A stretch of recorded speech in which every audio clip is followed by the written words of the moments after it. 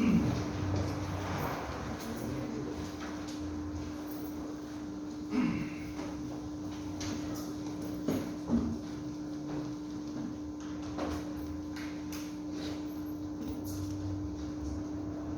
hermanos, vamos a dar inicio a la lectura bíblica. Seguimos en el libro del Apocalipsis, capítulo 3, versículos del 14 al 19. Libro del Apocalipsis, capítulo 3, versículos del 14 al 19. El mensaje a la Odisea.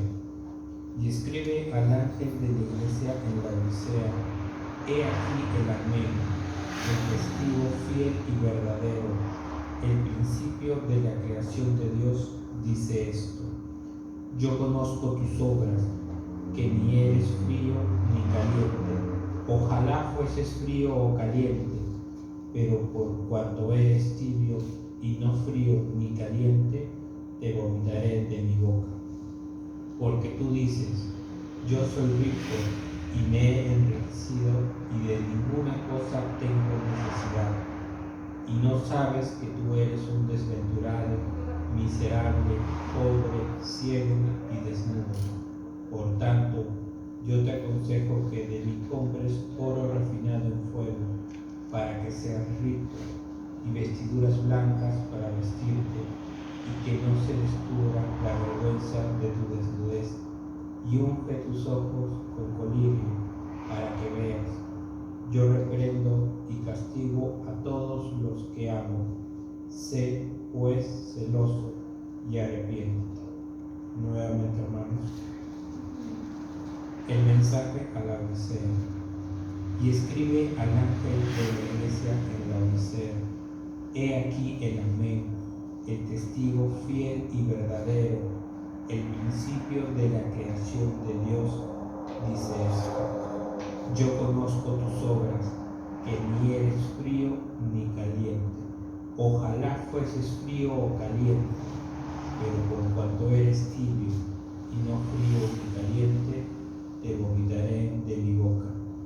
Porque tú dices: yo soy rico y me he enriquecido y de ninguna cosa tengo necesidad, y no sabes que tú eres un desventurado, miserable, pobre, ciego y desnudo. Por tanto, yo te aconsejo que de mí compres oro refinado en fuego, para que seas rico, y vestiduras blancas para vestirte, y que no se descubra la vergüenza de tu desnudez, y unge tus ojos con colirio, para que veas. Yo reprendo y castigo a todos los que amo. Sé, pues, celoso y arrepiéntete. Bendita sea su palabra. Pastor Daniel.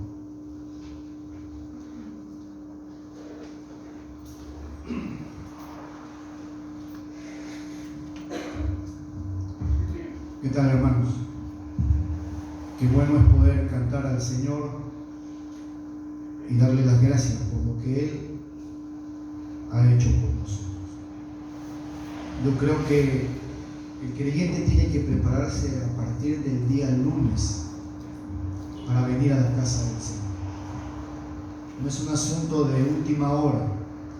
Al menos eso es lo que yo hago, ¿no? El día lunes, en mi tiempo de oración, estoy pidiendo al Señor que disponga mi alma para poder estar en la casa del Señor. Porque entiendo que nuestros estados de ánimo son muy cambiantes. Pero esto no se trata de los estados de ánimo, sino de lo que Dios ha establecido para cada uno de nosotros. Dice el salmista: me acuerdo de estas cosas y digo: ¿cuándo vendré y me presentaré delante de Dios? Fueron mis lágrimas, mi pan de día y de noche. Sucedía que él no podía ir a la casa del Señor. Y a veces no podemos venir a la casa del Señor. Ellos, porque habían estado en cautiverio, no podían adorar a Dios. Pero podría suceder que por alguna razón nosotros podríamos estar desprovistos de esta gracia. Ahora tenemos el tiempo, ahora tenemos la oportunidad.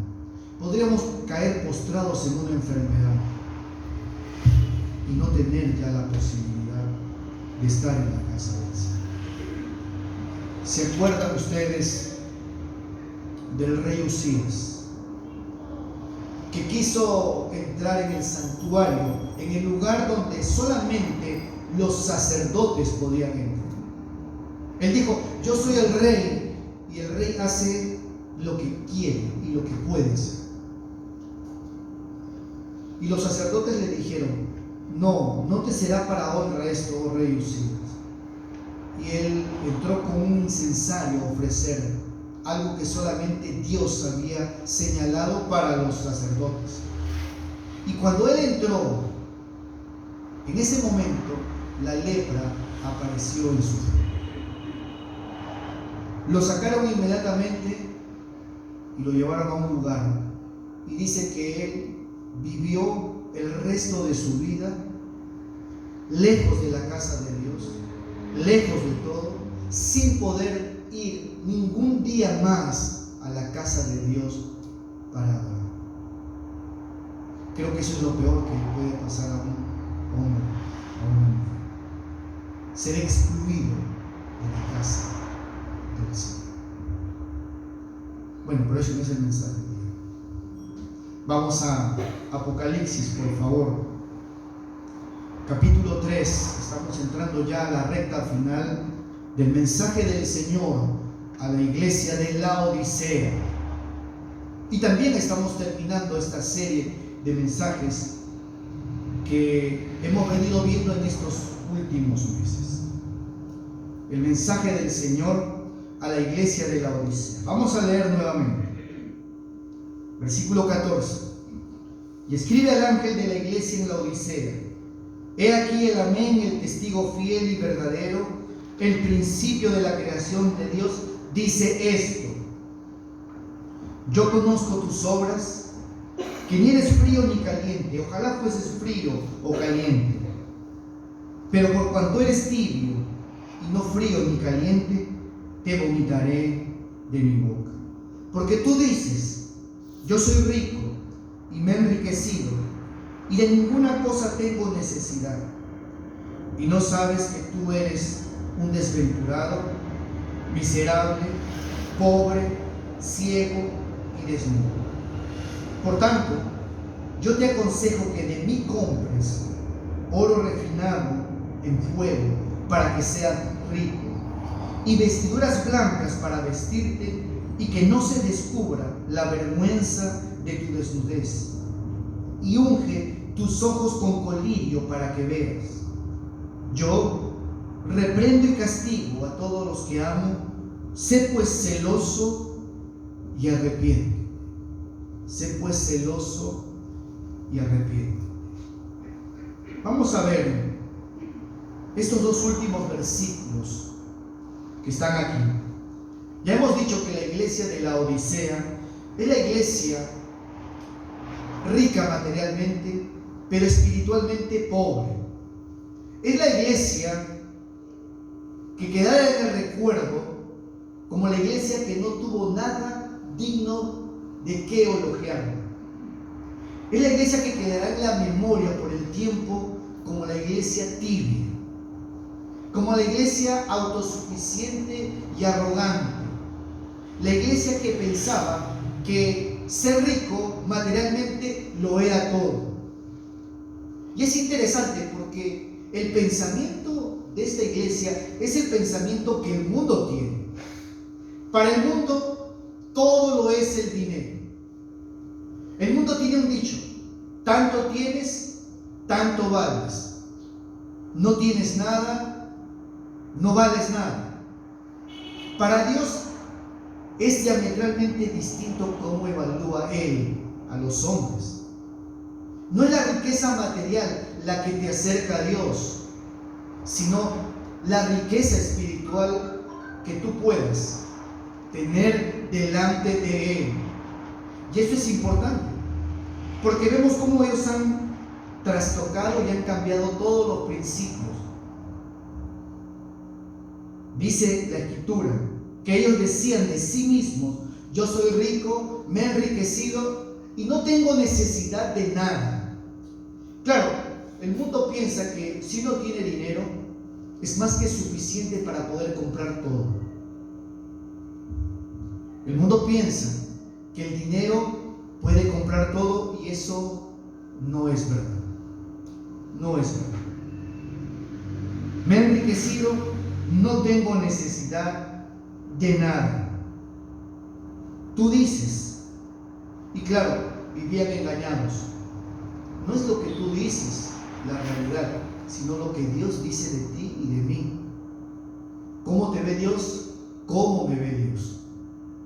Y justamente en la gracia del Señor, Él le dice, tú dices, pero yo te voy a decir verdaderamente cuál es tu condición y cuál es tu situación real. Y el diagnóstico es verdaderamente triste y lamentable. No sabes que tú eres. Ese es el problema, la ignorancia, el no saber. Ellos no sabían que no sabían. ¿Se entiende? Es un juego de palabras, pero no es. Ellos no sabían que no sabían cuál era su condición verdadera. Uno puede creer que está bien, uno puede sentirse saludable, uno puede tener el mejor concepto de uno mismo. Pero lo que el Señor Jesucristo le dice a esta iglesia es un juicio muy duro. Tú eres un ciego, un pobre, un desventurado, un miserable. Esa es la condición real, no lo que tú crees. Y entonces Él, como buen médico que es, como el que ausculta lo más profundo de lo que hay en el corazón, le dice en el versículo 18: por tanto, ya que tu condición es tan lamentable, ya que tu condición es tan miserable, tienes tanta necesidad, pero tú crees que no tienes ninguna, porque tú crees que el dinero lo compra todo y crees que el dinero lo soluciona todo. Yo te aconsejo que de mí compres oro refinado en fuego para que seas rico, y vestiduras blancas para vestirte y que no se descubra la vergüenza de tu desnudez, y unge tus ojos con colirio para que veas. Vamos a desmenuzar un poco el texto. Yo te aconsejo. Con amor compasivo el Señor le dice: yo te aconsejo que de mí compres. Te aconsejo que de mí compres. Es interesante que el Señor utiliza el lenguaje que ellos conocen. ¿Quién como ellos, que estaban habituados a comprar y a vender? Ellos que estaban habituados al comercio, a invertir bien el dinero. Por algo no era la ciudad más próspera, más opulenta, más rica del Asia Menor en ese tiempo. Ellos que habían reconstruido la ciudad con sus propios esfuerzos. Ellos que habían hecho de la Odisea la ciudad más opulenta, más lujosa, con todas las comodidades. A ellos les dice: tú que sabes comprar y vender, tú que inviertes bien tu dinero, tú que sabes mucho de finanzas, ¿quieres saber en qué debes invertir verdaderamente? Yo te voy a decir cuál es la verdadera riqueza. Te aconsejo que de mí compres. Y tienes que comprar de mí, porque esto no lo vas a encontrar en otro lugar. Esto no lo tiene ningún proveedor, esto solamente lo tengo yo. Oro refinado en fuego para que seas rico verdaderamente. Los hombres solamente ven las riquezas materiales, ven el dinero que hay, pero Jesucristo el Señor va mucho más allá y le dice: ¿quieres dejar ser pobre? Pobre espiritualmente, porque rico materialmente eres. Pero para mí esa es la miseria total. Alguien ha dicho con certeza, pobre es el hombre que solamente tiene dinero. Y eso es verdad. Pobre es el hombre que solamente tiene dinero. Y usted lo puede ver en las noticias, lo puede ver todas las veces en los periódicos. Qué miseria es solamente tener dinero. Esta iglesia pensaba que tener dinero era todo, lo era todo en la vida. Y Jesucristo le dice, ¿tú quieres invertir bien? Yo te aconsejo que te inviertas. Lógicamente este es un lenguaje metafórico, porque no hay nada que podamos comprar con dinero de las cosas del Señor. Oro refinado en fuego. ¿Qué significa oro refinado en fuego? El texto dice literalmente oro refulgente, oro purificado, oro sin impurezas. ¿Sabe a qué se refiere esto? Se refiere a la riqueza inestimable que no tiene precio al tesoro de la salvación. Tú puedes tener todas las riquezas del mundo y estar perdido.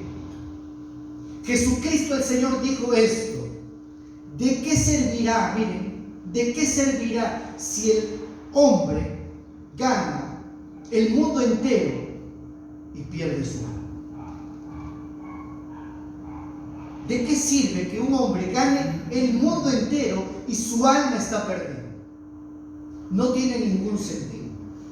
Pero justamente eso es a lo que apuntan los hombres, a tener más. Yo estaba leyendo un informe económico y el informe económico había sido positivo para esta empresa. Habían ganado mucho dinero el año pasado con esto de la pandemia. Hay gente que ha ganado mucho dinero con la pandemia. Hay gente que se ha hecho muy rica con la pandemia. Y todos los números eran azules, superlativos, ganancias al 300% del capital de la empresa. Y al final, para darse más aliento, habían puesto esta frase: y vamos por más. Vamos por más. La codicia del hombre no tiene límite. Vamos por más. No dicen vamos por más del Señor, vamos por más dinero todavía. Y la Escritura dice que el Señor le dice a esta iglesia: yo te aconsejo que de mí compres oro refinado en fuego, riqueza espiritual verdadera que perdura en el tiempo. Y saben que este es un llamado al arrepentimiento. No se puede comprar la salvación. No se puede comprar la salvación.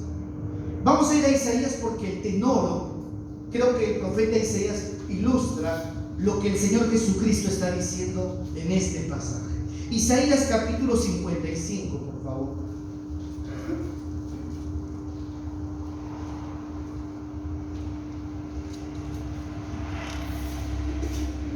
Isaías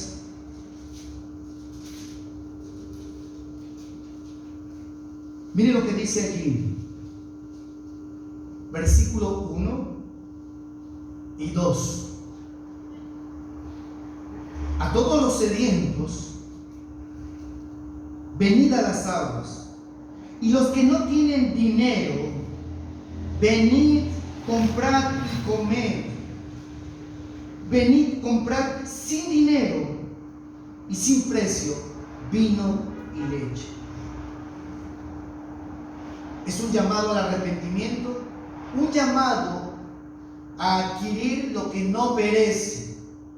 Nadie puede comprar la salvación porque no hay dinero ni oro en el mundo que uno pueda pagar por la salvación de su alma. Y el versículo 2 añade: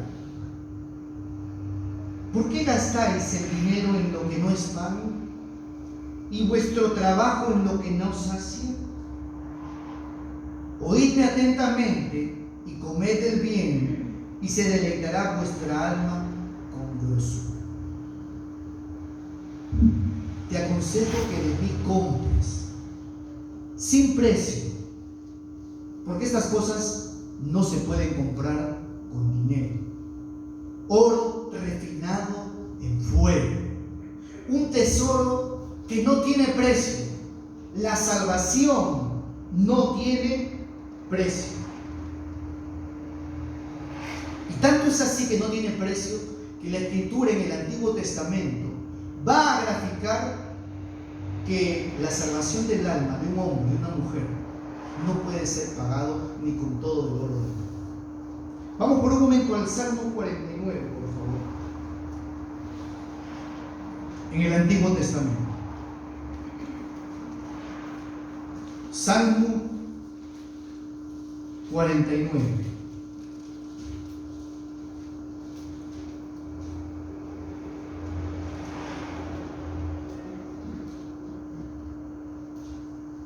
Versículo 6 al 9. Y parecería ser que esto es algo que el Señor les habla justamente a la iglesia de la Odisea, pero nos lo dice a todos nosotros. Miren lo que dice el Señor. Los que confían en sus bienes y de la muchedumbre de sus riquezas se jactan, ninguno de ellos podrá en manera alguna redimir al hermano, al esposo, al hijo, al ser querido, a quien tú quieras. Porque la redención, la salvación de su vida es de gran precio y no se logrará jamás, para que viva en adelante para siempre y nunca vea corrupción. Está hablando de la vida eterna. ¿Cuál es la mayor riqueza? ¿Esta vida temporal o la vida venidera?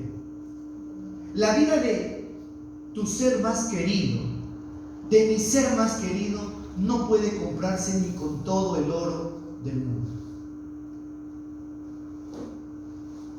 Y le está diciendo a aquellos que confían en su riqueza y se jactan de lo que tienen.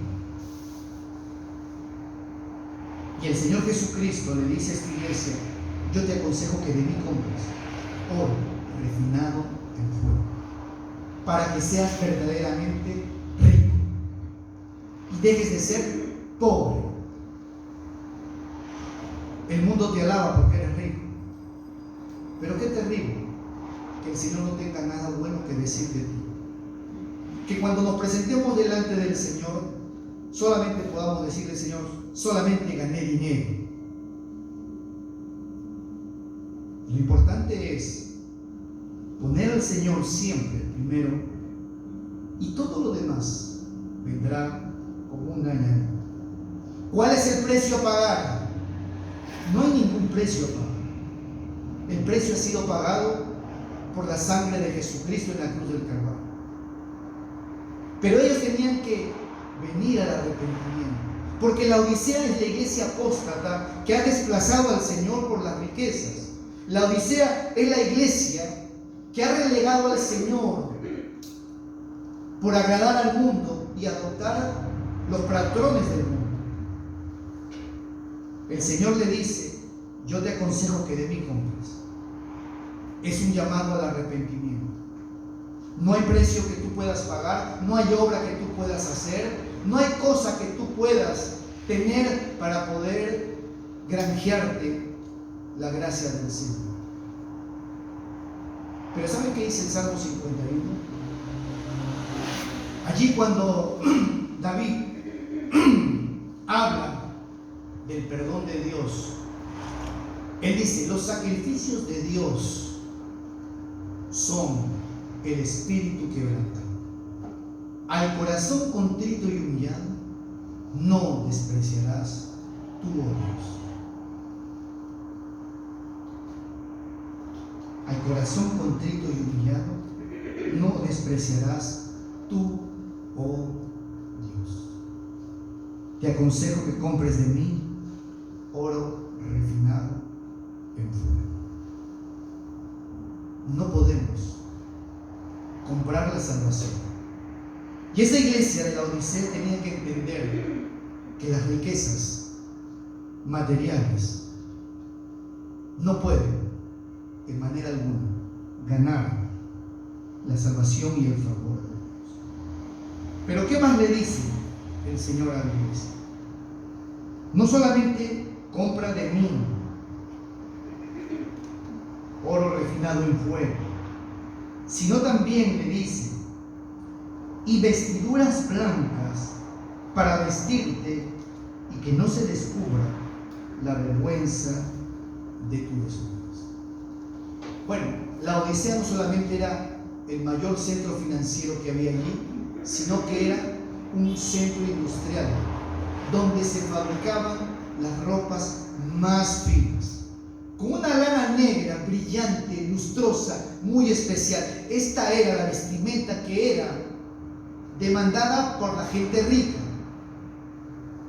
Y esta ciudad, que se jactaba de tener todo tipo de vestidos, que exportaba a todo lugar, y gente venía de muchos lugares a comprar las vestimentas que allí se fabricaban, le dice: necesitas vestidos que cubran tu desnudez. Ellos pensaban que la ropa física que ellos tenían era suficiente, y el Señor Jesucristo les está diciendo: no es suficiente, porque la ropa que tenemos ahorita puede cubrir nuestro cuerpo, pero no puede cubrir nuestro pecado. El pecado no puede ser cubierto con las ropas finas que uno pueda ponerse. Necesita vestiduras blancas. Y fíjense el contraste: los vestidos negros que se fabricaban con esa lana lustrosa, con los vestidos blancos que ofrece el Señor. Esto es algo que solamente lo tengo yo, dice el Señor. Y ellos tenían que entender que la ropa no puede cubrir la vergüenza del pecado. ¿Se acuerdan ustedes del profeta que fue con Naamán? Naamán era un siervo, un general victorioso, pero era leproso. La lepra estaba cubierta en su cuerpo. No se veía la lepra, pero era leproso. Porque la Escritura dice: este general había dado grandes victorias al rey de Siria. Y la Escritura dice: pero era leproso. Su lepra estaba por dentro, no se veía. La lepra, el pecado, está escrito, dice la Escritura, como un cincel sobre una piedra en el corazón del hombre. Y el pecado es tipificado en la Escritura como lepra. La lepra era incurable. La lepra solamente una mano de Dios, la gracia de Dios en ese tiempo podía sanar. Y este general vino con todos sus ropajes muy finos, pero era leproso. Era leproso. Y el Señor le está diciendo a esta iglesia: necesitas comprar vestiduras blancas que yo solo te puedo poner. Y las vestiduras blancas, siempre en la Escritura habla de la justicia del Señor y las obras santas de los hijos de Dios. Miren algunos pasajes justamente que hablan de las vestiduras. Capítulo 3 de Apocalipsis, versículo 5. Dice la Escritura, ahí el Señor: el que venciere será vestido de vestiduras blancas. Será vestido el vencedor de vestiduras blancas. Capítulo 4. Dice allí, versículo 4: y alrededor del trono había 24 tronos, y vi sentados en los tronos a 24 ancianos vestidos de ropas blancas. Ropas blancas. Capítulo 7.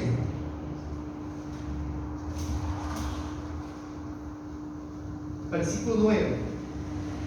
Después de esto miré, y he aquí una gran multitud, la cual nadie podía contar, de todas las naciones y tribus y pueblos y lenguas, que estaban delante del trono y en la presencia del Cordero, vestidos de ropas blancas. La justicia del Señor que cubre la vergüenza del pecado. En la antigüedad y hoy día también, ser desnudado es algo vergonzoso. Usted puede encontrar la referencia en las escrituras ahí, segunda de Samuel, por ejemplo. Una vez David mandó a sus siervos a consolar a uno de los reyes que habían perdido a su padre. Sus consejeros le dijeron: ¿tú crees que David viene a darte el saludo del pésame porque es bueno? Él ha venido y ha mandado a sus espías para poder ver la tierra. Y entonces este rey no tuvo la mejor idea de agarrar a los siervos de David, raparles la barba, cortarlos el vestido y enviarlos semidesnudos delante del rey David a la. Y ahora también, ser despojado de los vestidos sería algo muy vergonzoso también para nosotros. El Señor le dice a la iglesia: compra de mí, pero no cualquier vestido. Vestiduras blancas que te capaciten para poder estar delante de mí. Y las vestiduras blancas hablan de la justicia del Señor que ellos no tenían. ¿Quién podría estar delante de Dios si no está vestido adecuadamente? El pecado tiene que ser cubierto. La vergüenza de la desnudez del pecado tiene que ser cubierta. Y siempre las vestiduras blancas hablan también de las acciones justas de los creyentes que deben de acompañar la verdadera salvación. Y que es de Cristo va a demostrar con su vida que es algo distinto. Miren lo que dice Apocalipsis capítulo 19.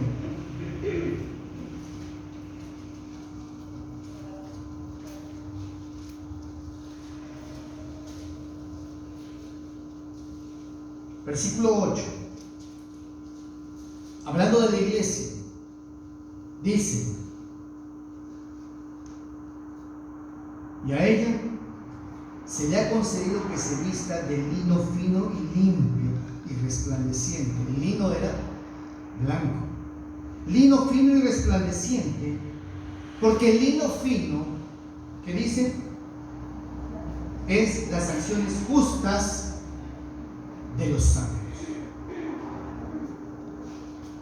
El que es creyente refleja la justicia de Dios con su conducta, su vida transformada, la vida que ha sido cambiada. Por eso el Señor Jesús dice: no todo el que me dice Señor, Señor entrará en el reino de los cielos. Compra de mí vestiduras blancas para que no se descubra la vergüenza de tus desnudez. La mayor insensatez es comprar los vestidos más caros y lujosos y que nuestra alma esté desnuda delante de Dios. La gente gasta mucho dinero en ropa y no se preocupa de cómo presentarse delante de Dios. La Escritura enseña que si tú no tienes la justicia, la salvación de Cristo, es como estar desnudo delante de Dios. Cubrimos nuestro cuerpo lo mejor que podamos, lo adornamos, pero no nos preocupamos de adornar el alma para el Señor. Y la importancia es esa: tener las vestiduras que solamente Cristo puede proveer para que nuestra vergüenza no sea descubierta delante del Señor. En tercer lugar, le dice: y unge tus ojos con colirio para que veas. Bueno, ustedes saben que la Odisea también se había caracterizado por tener allí la escuela de medicina más importante. Allí trabajaban los médicos más connotados, pero sobre todo se había hecho muy famosa por el ungüento, el colirio que habían inventado para la inflamación de los ojos. A esta ciudad y a esta iglesia que estaba en ese lugar, que pensaban que ellos no tenían ningún problema de salud, menos visual, porque ahí estaban los mejores médicos y cualquier cosa, cualquier molestia podía ser solucionada, a ellos les dice: tienes que comprar el colirio que tengo yo, porque tú eres ciego y tú no ves.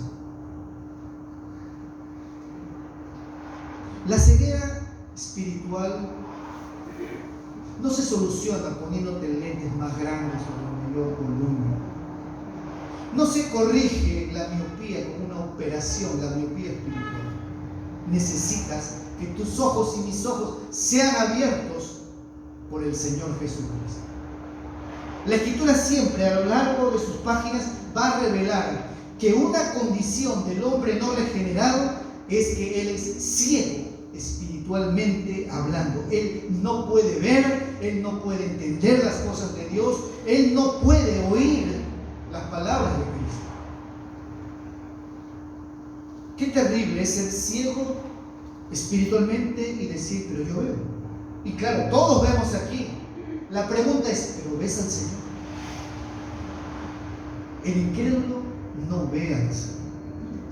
No puede ver al Señor. Él puede ver el mar infinito y dice: wow, el mar, producto de la evolución. Una vez estaba viendo National Geographic y hablaban de la creación. Dicen: qué bonito es todo el mundo, el universo. Bueno, no dicen creación porque ellos no creen en eso, pero ellos decían: el mundo está creado con tal perfección. Y dicen: oh, el agua. Los meteoritos vinieron desde el espacio y trajeron la cantidad de agua perfecta en los ríos, en los mares, y un equilibrio perfecto. Meteoritos. La Escritura dice el necio en su corazón: no hay Dios. No pueden entender que los cielos cuentan la gloria de Dios, el firmamento anuncia la obra de sus manos. El creyente ve al Señor desde que abre los ojos en la mañana.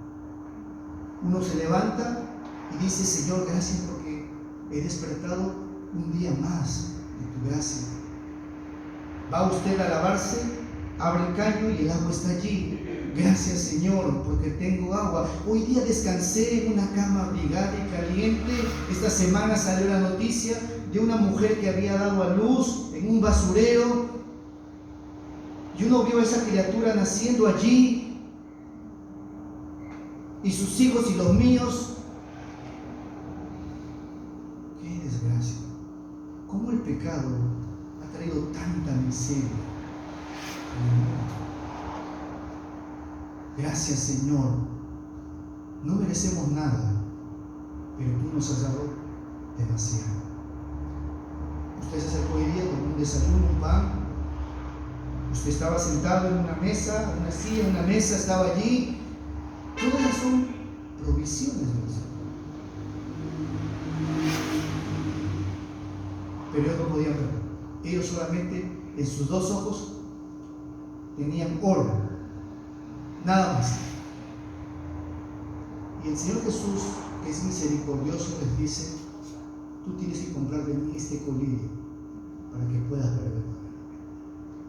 Miren, el Señor Jesucristo se encontró ahí en el Evangelio de Juan, capítulo 9, para que vean cuál es la condición de aquellos que están ciegos, espiritualmente hablando, que es la peor ceguera. Juan capítulo 9.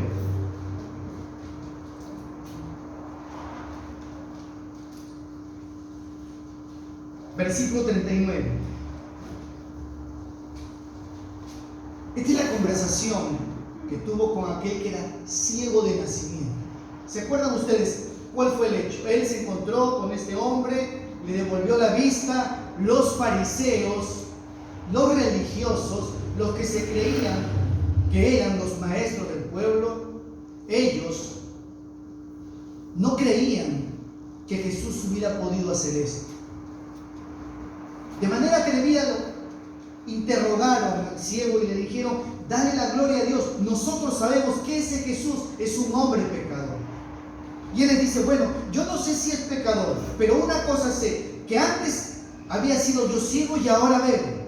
Y sabemos que Dios no oye a los pecadores, pero si uno hace la voluntad de Dios, a este hombre. Y ellos se enfurecieron y le dijeron: tú que eres un pecador, que has nacido en medio del pecado, ¿nos vamos a enseñar a nosotros? Y lo expulsaron de él. Y Jesús se encuentra con este ciego. Y ahí también están los fariseos. Y sin esa conversación, dijo Jesús, versículo 39: para juicio he venido yo a este mundo, para que los que no ven, vean, y los que ven sean cegados. Entonces algunos de los fariseos que estaban con él, al oír esto, le dijeron: ¿acaso nosotros somos también ciegos? Jesús respondió: si fueran ciegos, no tendrían pecado. Mas ahora, porque decís vemos, vuestro pecado aún permanece. Se trata de eso, de ver y no ver. La peor ceguera es la ceguera espiritual, porque te hace pensar que tú ves, pero no puedes ver. Por eso los hombres no pueden seguir a Cristo. Y lo que le está diciendo el Señor a esta iglesia que ha desplazado a Cristo por las riquezas: tienes que comprar de mí esto que te permitirá ver. Jesús dijo: yo soy la luz del mundo, el que me sigue no andará en tinieblas, sino que tendrá la luz de la vida. Por eso el libro de Proverbios dice que los impíos van caminando por la vida tropezando sin saber con qué tropiezan. Y claro, si usted está en un cuarto oscuro, usted va a tropezar. Y luego los pecadores que están lejos de Dios dicen: ¿por qué me ha pasado esto a mí? ¿Saben por qué? Porque a lo malo llaman bueno y a lo bueno malo. Cuando estamos sin Cristo, estamos ciegos, amamos lo que nos hace daño y aborrecemos lo que nos hace bien. Jesús dijo: ¿acaso un ciego puede guiar a otro ciego? Ambos no caerán en el hoyo. Y el mundo está así, lleno de ciegos guiando a otros ciegos. Y es imposible no tropezar. Necesitamos que Jesucristo alumbre nuestras tinieblas. ¿Quieres dejar de andar en el mundo perdido? Necesitas la luz de Cristo. Por eso dice la Escritura: levántate tú que duermes y te alumbrará el Señor Jesucristo. Todo esto es el mensaje del Señor a esta iglesia que decía que era rica. ¿Por qué a veces estamos complacidos? No tengo necesidades. Estamos en crisis terrible, pero a mí no me falta nada. Todo está bien conmigo. Las cuentas las tengo en azul. Y el Señor dice: pero tú eres pobre. No solamente pobre, sino eres un desventurado, un miserable, ciego y desventurado. Estás en la bancarrota espiritual.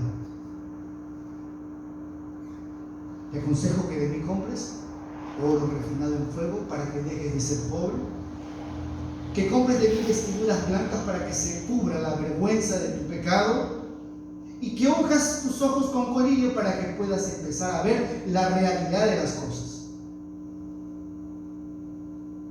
Dice la Escritura: pero Dios, que mandó que de las tinieblas resplandeciese la luz, es el que ha resplandecido en nuestros corazones para la iluminación del conocimiento de Dios en la faz de Jesucristo. Necesitamos, esto es algo que viene del cielo. Esto no se puede comprar con dinero. Y usted conoce el colirio, ¿no? Cuando uno le pica mucho el ojo, entonces uno de eso, unas gotitas de colirio. puede ser un alivio, eso es algo natural. Pero para poder ver, usted necesita la luz del cielo. Mire, la Escritura dice esto, hablando de la ceguera que está en el mundo. El apóstol Juan dice, y sabemos que el mundo entero está en tinieblas. Y Pablo dice, pero si nuestro evangelio está encubierto, en 2 Corintios capítulo 4, versículo 4, si nuestro evangelio está encubierto, entre los que se pierden está encubierto, en los cuales el Dios de este siglo les ha cegado el entendimiento para que no les resplandezca la luz del evangelio.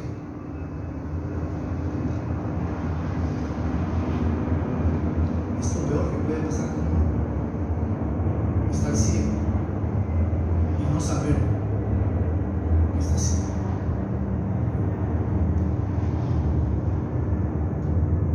Dios, en su gracia, le muestra a la iglesia cuál es la salida: arrepentimiento y empezar a apreciar las cosas verdaderamente que tienen valor. Yo no digo que las riquezas materiales sean negativas. Gracias a Dios por el dinero, ¿no? Todos trabajamos por dinero, ¿no? Y necesitamos dinero. Claro que sí. Y la Escritura manda a trabajar y a esforzarse. Es más, la Escritura dice que el que no trabaja, que no come. Espero que aquí todos trabajen. La Escritura dice que cada uno debe dedicarse sosegadamente a sus actividades para tener lo suficiente y tener que compartir con el que no tiene. Así que Dios manda que trabajemos, que nos esforcemos. El problema es cuando las riquezas toman el control del corazón.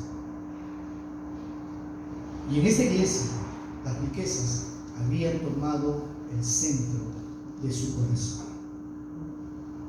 Oro refinado en fuego, vestiduras blancas para que puedas vestirte. ¿Cómo te verías tú en un juicio donde están los testigos, donde está el juez, donde se va a dictar sentencia, y el castigo es que tú aparezcas sin ropa delante del tribunal?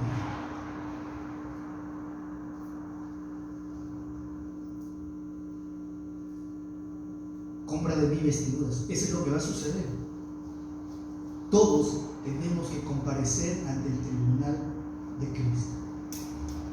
Mejor que aparezcamos vestidos con las vestiduras blancas que Cristo provee a todos aquellos que se han arrepentido y han venido al conocimiento del Señor.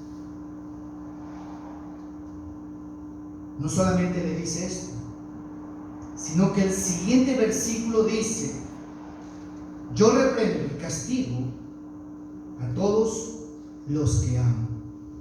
Un momentito, pastor. ¿Cómo es eso que Dios castiga? Dios no castiga. No es como esa cumbre. No. Dios no castiga. ¿Cómo tú crees que Dios va a castigar? ¿No castiga?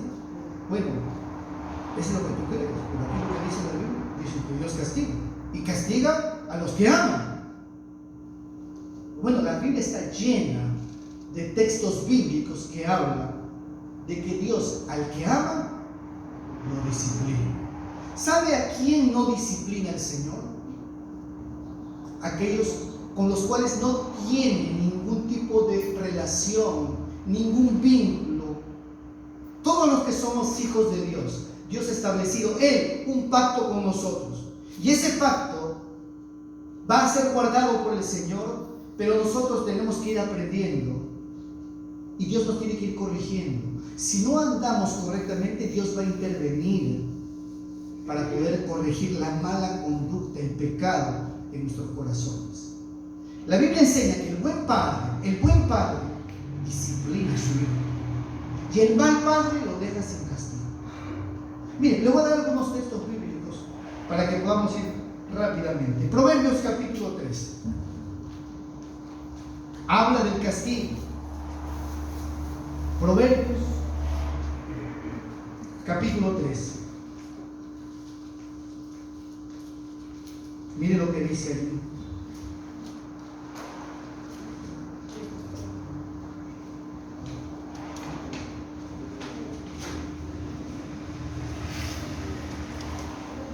Versículo 24. Mire lo que dice ahí. Proverbios capítulo 13, versículo 24. El que detiene el castigo, ¿qué dice? A su hijo aborrece. Mas el que lo ama, desde temprano lo corrige. Ay, no, mi hijito, pastor, por favor, no me vaya a decir. A ver, pastor, ¿usted ya castigó a sus hijos cuando eran pequeños? Claro que sí. Y aquí están ellos. No he tenido la necesidad de castigarlos mucho. Las pocas veces que los he castigado cuando están pequeños necesitan disciplina física. Pastor, por favor, la psicología va a decirnos que no, por favor, ni siquiera hay que mirarlos mal. No me importa lo que diga la psicología, me importa lo que dice la palabra del Señor. Es lo que dice la Escritura. Hay que disciplinar. Nuestros hijos cuando están pequeños, ¿se portan mal o se portan mal? Miren, a los niños no hay que enseñarles a portarse mal. Ellos se portan mal por naturaleza. Hay que enseñarles a portarse bien. ¿Por qué cree que pasa eso? Porque el pecado está en el corazón desde pequeñitos. Me acuerdo mucho un día, estando mis hijos pequeños, había llevado a mis hijos a la piscina. Me vi una chiquita, así casi de la edad de, yo tendría pues 5 años, 4 años. Su mamá le decía, hijita, tenemos que ir, ya sal. La mamá le rogaba, hijita, vámonos ya. No, decía la chica.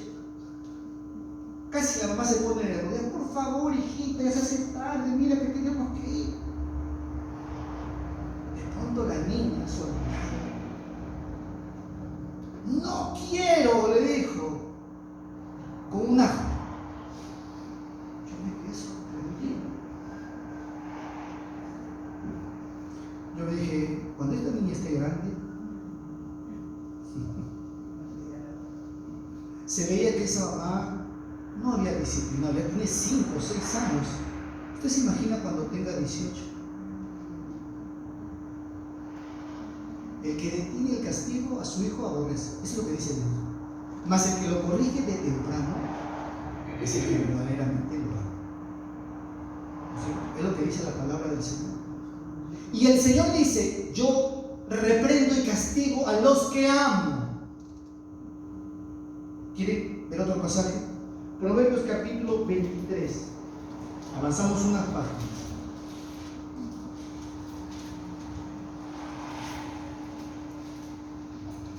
Proverbios capítulo 23,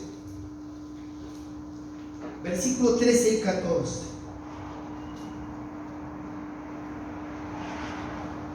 ¿Me encontró, no es cierto? ¿Qué dice? No rehuses corregir al muchacho, porque si lo castigas con vara, no morirá. Lo castigarás con vara y liberará su alma del Seol. Dios tiene que darle sabiduría. Por eso están cuando son pequeños todavía, ¿no? Cuando ya los chicos son jóvenes, así como los que están acá, ya la disciplina física no tiene ningún efecto. Hay otro tipo de disciplina que uno tiene que ejecutar. Cuando están pequeños, sí, uno sabe y mide la disciplina. Usted sabe dónde tienen sus almohadas, allí hay que castigar y corregir la mala conducta y el pecado. Cuando son, porque acá dice muchachos, quiere decir que ya son un poco más grandes. La Biblia distingue claramente entre un niño, un muchacho y un joven. Cuando la Escritura habla del profeta Daniel, a estos 4 muchachos Dios los dotó de inteligencia en las letras, en la ciencia, y los hizo más sabios que todos los que estaban alrededor. Muchachos, generalmente en la Biblia es 15, 16 años. ¿Cómo sé eso? La Escritura dice, siendo Josías de 16 años, aún muchacho, empezó a buscar a Dios de todo su corazón. Y otra cosa es cuando está joven, y la Escritura lo sabe distinguir bien. Sí, el joven de 16, 15 años necesita recibir corrección. Proverbios capítulo 29, versículo 15.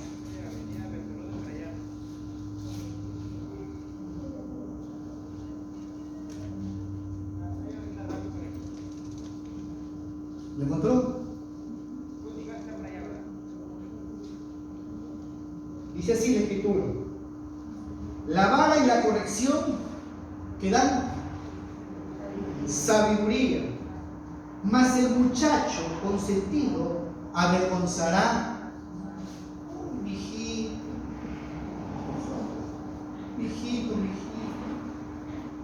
¿Usted quiere que su hijo le dé alegría o que le dé un dolor de cabeza? La falta de corrección y disciplina es lo que provoca que los hijos después, cuando sean jóvenes y adultos, sean un dolor de cabeza. Mira lo que dice el versículo 17.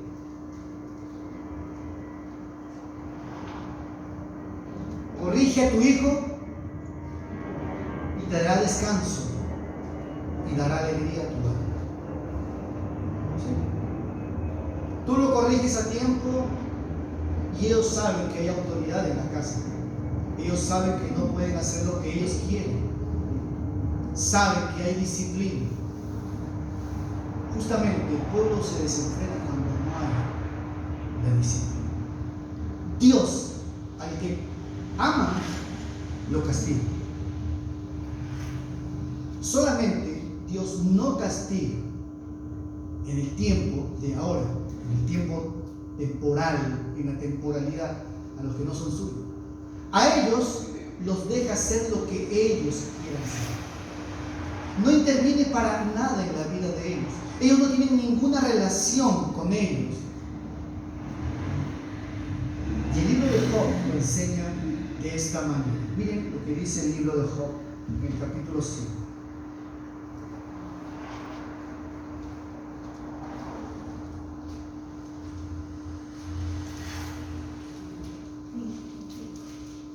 Job capítulo 5. Ciertamente este es el libro más antiguo que existe.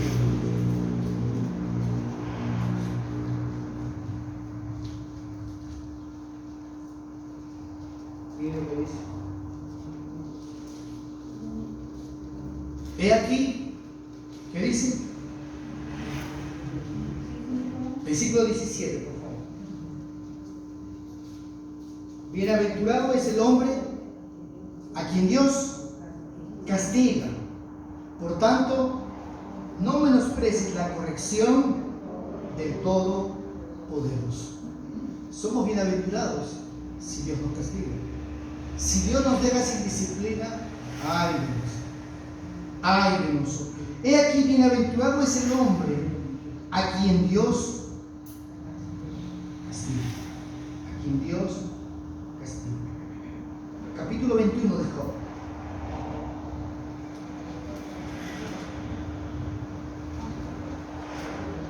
Capítulo 21. Allí Job explica que los impíos hacen lo que hacen, viven como viven, alcanzan lo que alcanzan, porque Dios a ellos no los disciplina, a ellos los juzgará en el día final. Job se pregunta, como nosotros también muchas veces nos preguntamos, ¿no? ¿Qué pregunta Job? Ahí en el versículo 7.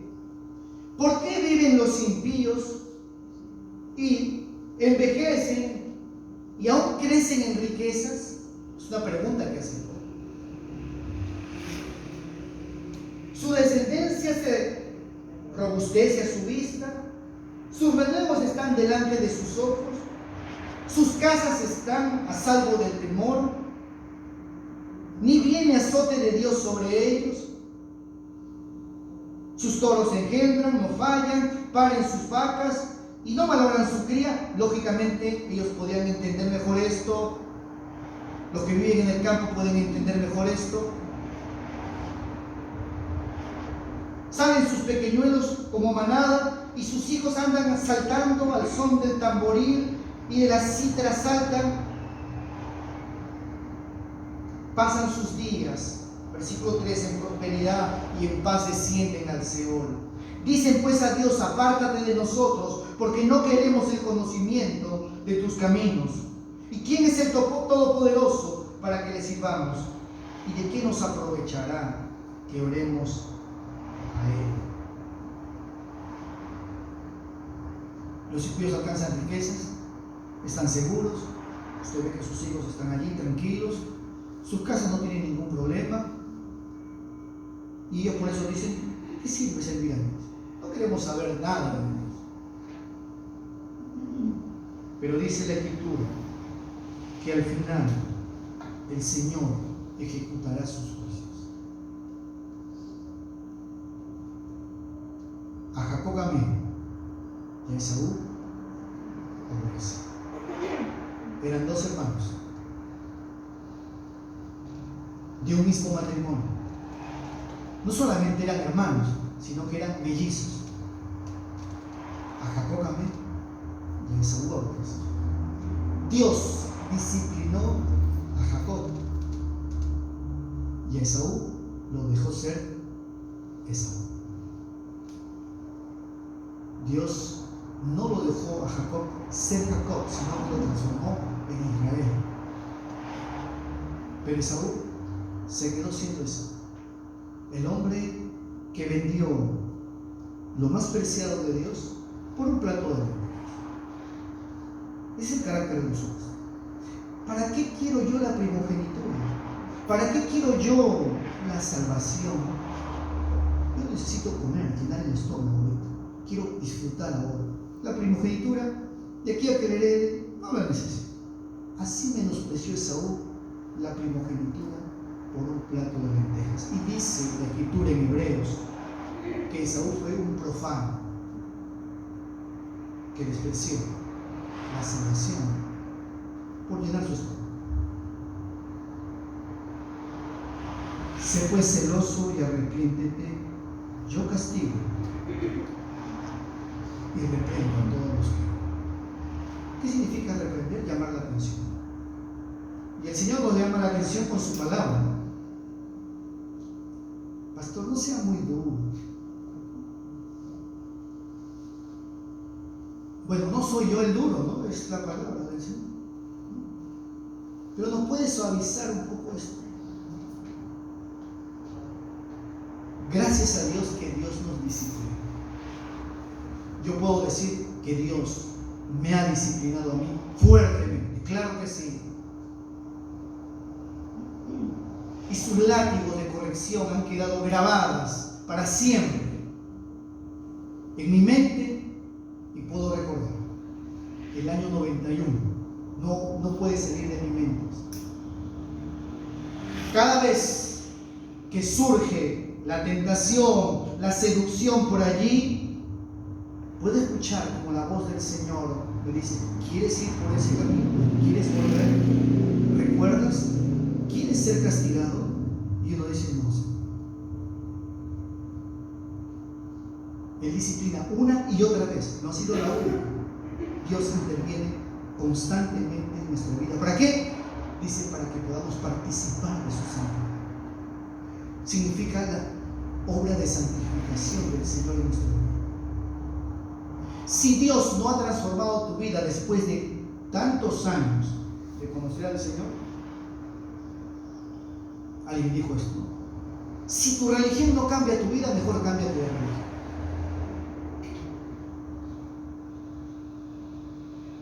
La Biblia dice que Cristo y su Evangelio es poder de Dios para salvación. De donde no hay poder de Dios para vencer el pecado, es porque la vida de Dios no está. Yo conversaba con un hombre y él me decía: pero vivir así como tú me dices es imposible. Claro, es imposible. Si no es la gracia de Dios la que implanta una nueva vida. Yo no puedo. Porque hablábamos acerca del matrimonio y él decía que él no podía estar solamente con una mujer, que eso de la fidelidad, esto no funciona. No funciona. ¿Tú amas a tu esposa? Yo sí la amo, claro, me dice.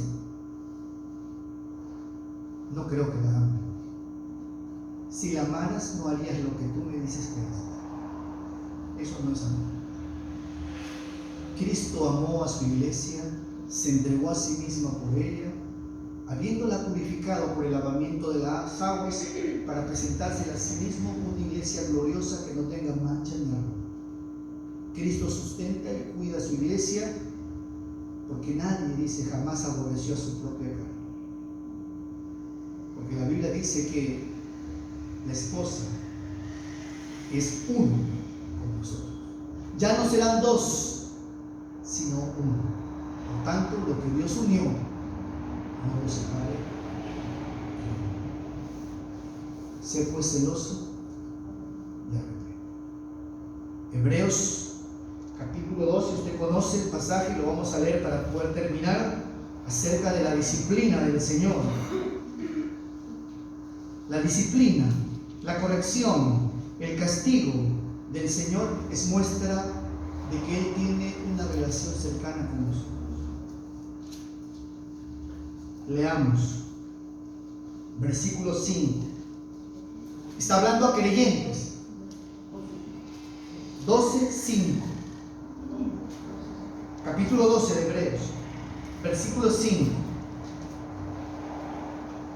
Y el escritor de esta epístola les está hablando y le dice a ellos: ya habéis olvidado la exhortación que como a hijos se os dirige diciendo, y citan pasajes del Antiguo Testamento: hijo mío, no menosprecies la disciplina del Señor, ni desmayes cuando eres reprendido por Él.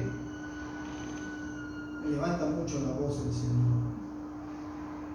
Porque el Señor, al que ama, disciplina y azota a todo aquel que recibe por hijo. Si soportáis la disciplina, Dios os trata como a hijos. Porque ¿qué hijo es aquel a quien el Padre no disciplina? Pero si se os deja sin disciplina, de la cual todos han sido participantes, entonces usa una palabra fuerte, no son hijos, sino bastardos. Versículo 11. Es verdad que ninguna disciplina al presente parece ser causa de gozo, sino de tristeza, pero después da fruto apacible de justicia a los que en ella han sido ejercitados. Sé pues celoso y arrepiéntete, dice el Señor en Apocalipsis. Arrepentimiento. Y la palabra celoso allí significa hirviendo. Arrepiéntete y sé fervoroso y sé ferviente. Una de las cosas que yo más oro y pido al Señor es que Dios me dé un corazón más amplio para poder amarnos. Señor, haz que yo te ame como tú eres digno de ser amado. Me doy cuenta de que el amor que tengo por el Señor es inconstante, es muy pequeño y necesito ser celoso, que mi corazón hierva de fervor, de amor y de devoción por el Señor. Él lo merece todo. Él dio todo y nosotros debemos de honrarlo con todo lo que somos. Y después, todas las cosas vienen por añadidura, ¿no es cierto?